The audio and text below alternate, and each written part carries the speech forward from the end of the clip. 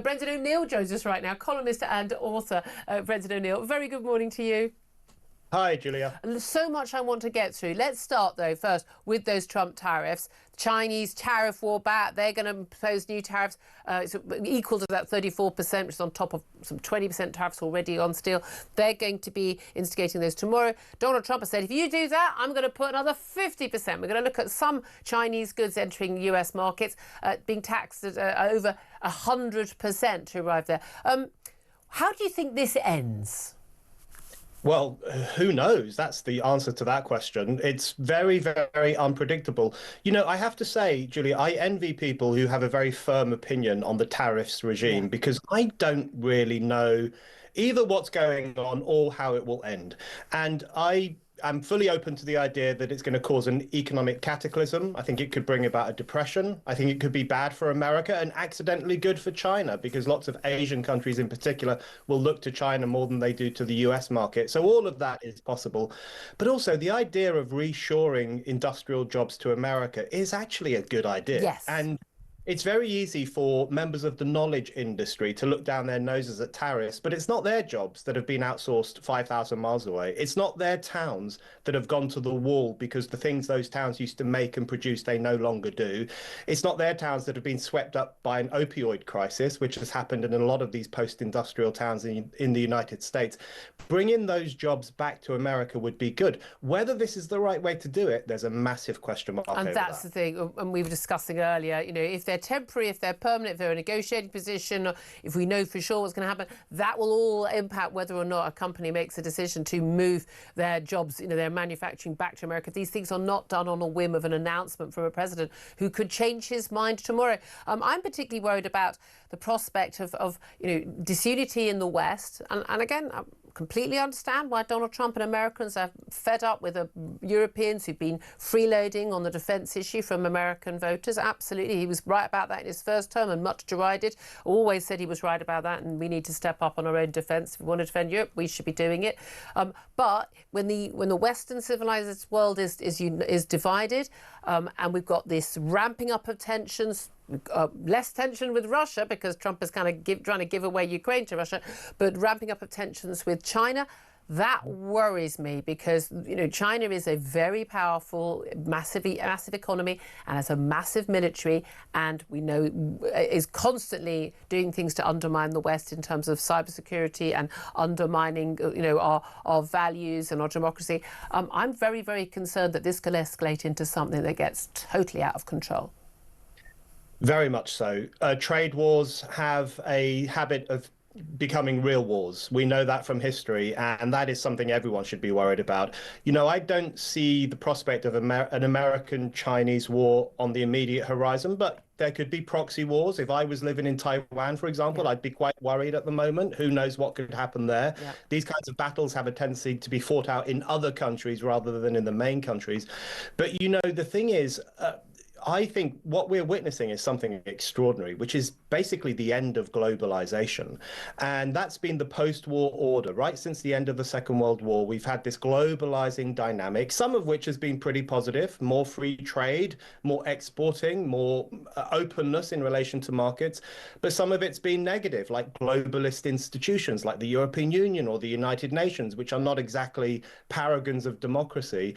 All of that now is withering away. I don't think Trump caused the withering away of globalization, but my God, he is speeding it up with this tariff regime. Well, indeed, but that links actually to another topic. And again, this idea of sort of, you know, borders, we're all linked together, one big happy family. Well, yeah, how's that working out when it comes to immigration, whether illegal or legal immigration? And we've got the people on the left only saying there's no such thing as someone who's illegal. Well, yeah, if you're illegally in a country, you're not allowed, you have not right to be there. Yeah, you are illegal. But we've got two new stories regarding immigration we've just been discussing. One is these absurd two barriers, gates, to apparently stop people smugglers from carrying their big dinghies and vans full of life jackets to the Calais beaches. It's a barrier that is only closed at night.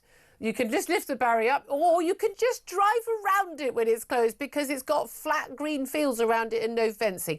Will have cost tens of thousands of pounds, paid for by you and me, because it's part of that half a billion pounds of money we give every year to the French to tackle that issue. Meanwhile, when illegal migrants do get to this country, the solution is, according to more than 40 Red Wall Labour MPs, to have digital ID for everybody, because they say that will stop people working in the illegal black market. What do you make of those stories?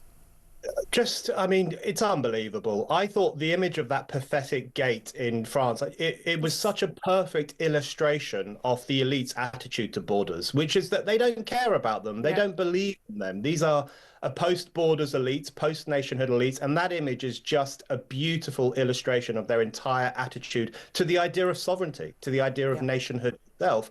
You know, my grandfather's farm in the west of Ireland has better borders than that. You know, he's got a proper stone wall around it to keep things in and to keep things out.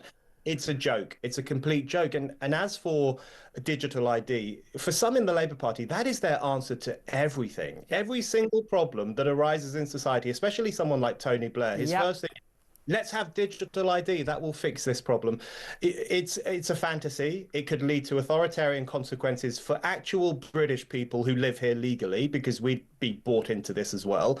And it wouldn't help with illegal immigration. It just wouldn't solve the problem. But virtually every country in Europe has digital ID cards. And of course, they don't have an illegal migrant problem at all, do they? I mean, it's genuinely absurd. But again, I don't know about you, but I was always opposed to a digital ID because I don't want to be a papers, please society. And we have a very different history. And trying to explain to Europeans, we don't have the same history they have. Most Europeans have lived under some sort of fascist or dictatorial regime for most even of the last century. We had dictators in Portugal, in my living memory, for goodness sake. And we forget that democracy is very fragile and civil liberty is very fragile. We fought for ours. Quite literally, people fought and died for our rights over centuries, and we shouldn't give them away. So, like, someone could just say, demand our papers. If the police think there's wrongdoing, that they can ask you to present yourself at a police station. That's one thing. But you shouldn't have to just prove who you are all the time.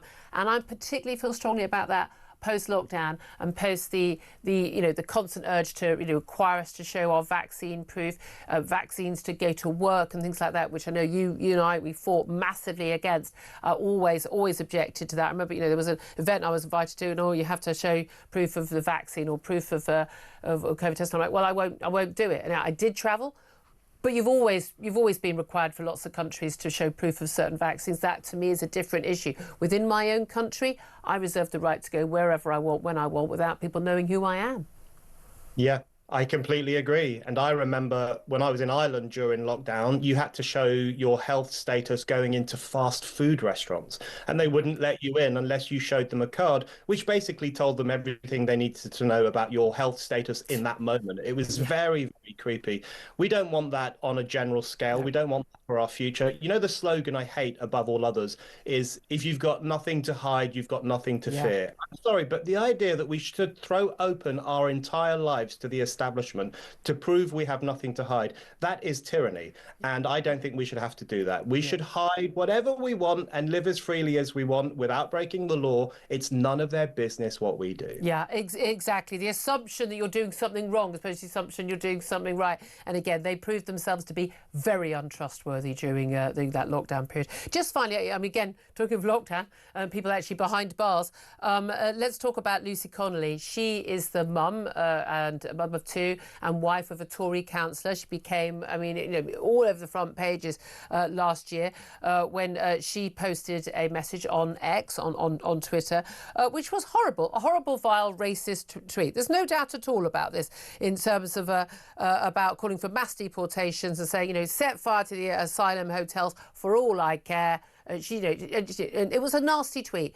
Now, she thought better of it 4 hours later. She deleted it. However, a couple of days later, she found herself in jail. She then got sentenced to 2.5 years behind bars. There's no evidence that anyone was inspired by her post to do anything. There's no evidence that this was anything other than a woman who we know had suffered from losing her own child. I mean, again, I don't know how anyone ever gets over that. She had post-traumatic stress disorder as a result of that. She was triggered by the knowledge that these children had been stabbed to death in Southport.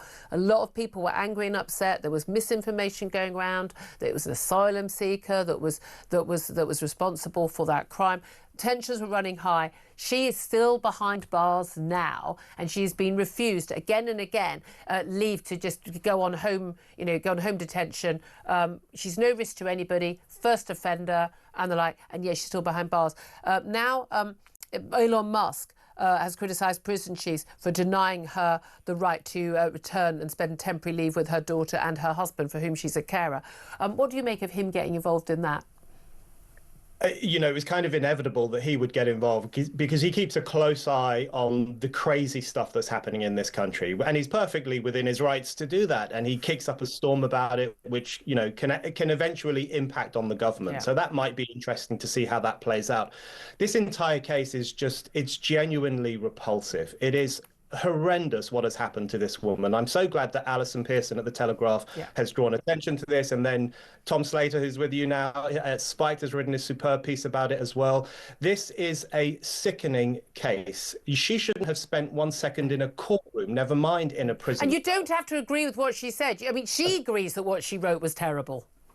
Yeah, absolutely. It was an awful tweet. And I think everyone knows that. Every normal person knows it was a terrible tweet that she shouldn't have written. But the idea that she should spend 31 months in a cell for something she wrote is gross. There are people who've committed violent acts who get less time than that. There was a man who went into a kosher deli in Golders Green last year with a huge knife, jabbed it in people's faces and said, tell me, the Jews' faces, and said, tell me your views on Israel and Palestine.